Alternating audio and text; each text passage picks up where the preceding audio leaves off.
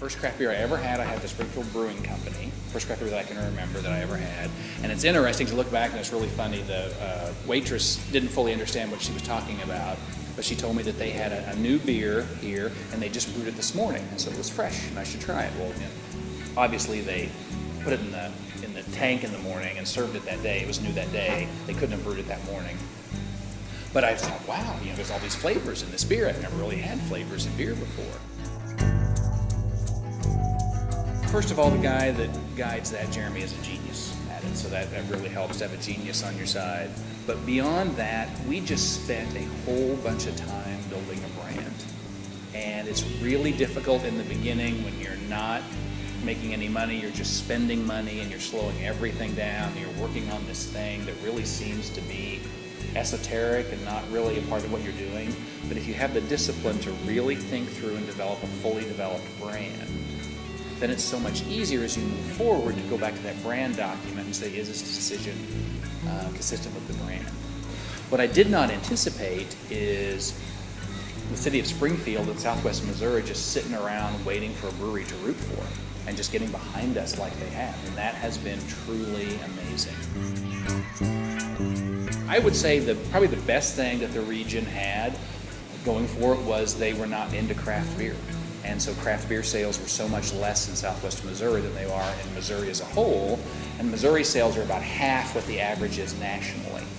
So I always think as long as you're on the bottom side of the average, you've got the weight of the average pulling you up. I bet before I opened, there were not 10 tap handles of India Pale Ale in southwest Missouri. I couldn't find them. I would ask bars to put it on. Now, we probably have 50 handles just of our brewery, and there's other breweries doing that style. So, there's the old theory that if you drink gas station coffee all the time, suddenly if you go and have a really nice cup of coffee, it's hard to go back. I hope the same thing is with beer, and I believe that flavor always wins. Yeah, the thing I did not expect the most is the fact that we could impact the culture of the community. I've been involved in downtown Springfield pretty much since I've lived here. And if we had a beer, on the rare event that we had a beer garden in downtown Springfield, if you came with a baby and a baby carriage, we wouldn't let you in the beer garden because the baby wasn't 21.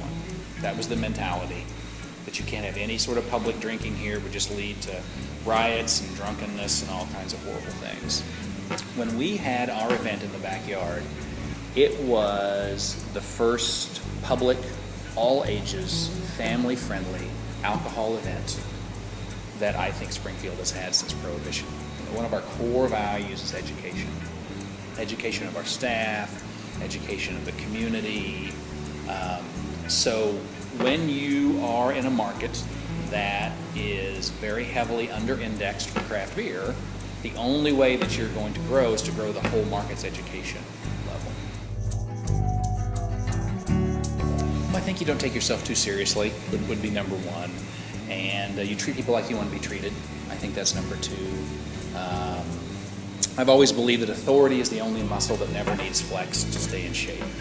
And so, don't be wasting people's time. Don't be hot on one idea one day and then off to another idea the next. A little bit of consistency, a little bit of care.